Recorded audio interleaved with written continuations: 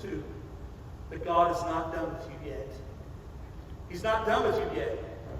Occasionally I'll come across someone who has sinned and sinned deeply, often pretty badly, and yes, they may have repented of their sin, but they really have trouble getting past their past mistakes. And they think, God, after all I've done, I just can't see God using me anymore. So here's my thought when I come across someone who says, I sinned so badly, I've messed it all up. God can never use me again. My thoughts are this: if you're still breathing, God can still use you. Right. If you're still breathing, God still has something for you to do. I mean, remember, he could have judged you outrightly and stricken you from the planet. He's done it before, but he didn't do it in your case. And so if you're still alive, even though he could have taken you out, he didn't. Which means he's not done with you. He still has purpose for your life on this earth. It was true for Jonah. Remember, Jonah had been called to a mission, and as we're going to see, Jonah gets called again, and it's because God is not done with him.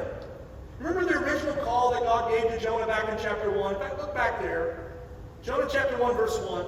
The word of the Lord came to Jonah, the son of Amittai, saying, "Arise, go to Nineveh, that great city, and call out against it, for their evil has come up before me." Now remember, Jonah is God's prophet.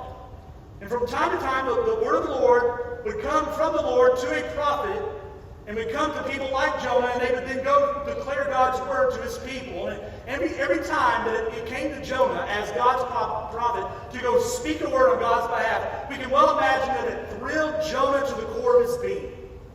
But in chapter 1, as we've seen it, God called him to speak to a people that are not his own people, not Jonah's people. God calls Jonah to go preach against the Ninevites. And when that happens, suddenly the thrill is gone. You know why the sudden change?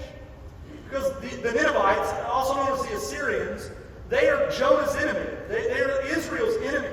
The Assyrians were known as a very barbaric people, very violent people. They worshipped idols, practiced violence and cruelty against those that were not a part of their own people.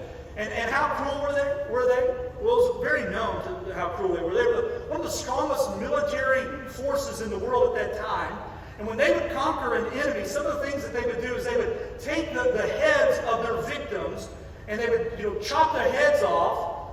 Many times before they did that, the victims were staked out and they would flay their skin, cut their skin off of them while they were alive, often decapitating them, bashing their heads in. How do we know this?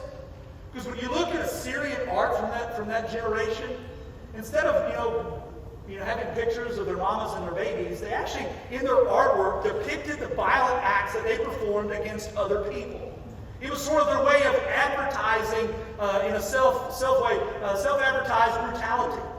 They were also known to disembowel children and to rip open the bellies of pregnant women and pull the unborn babies out. These were a very, very wicked, evil, bad group of people. And so it was these kind of people that Jonah was called to go preach so that they would repent and get right with God. And Jonah didn't like this. After all of their cruelty, after everything they've done, after all their wickedness, you want to give them a second chance, God? And yet God had given him a very specific command to arise, to stand up, to go and to preach against their wickedness. Well, we see that Jonah's tragic decision in his own life at the beginning of verse 3 of chapter 1. But Jonah, remember that? But Jonah arose to flee from Tarshish from the presence of the Lord. So God told him to do one thing, Jonah does another thing. And when he was doing that, Jonah was thumbing his nose at God, outright rejecting God. So God brings judgment upon Jonah. And that should have been it for Jonah, as we've talked about. It should have been the end of Jonah's life on this earth, but it wasn't. Why? Because God's not done with Jonah. God's not done with him yet. He still has a purpose and a plan for his life. Go back to Jonah chapter 3 and look at verses 1.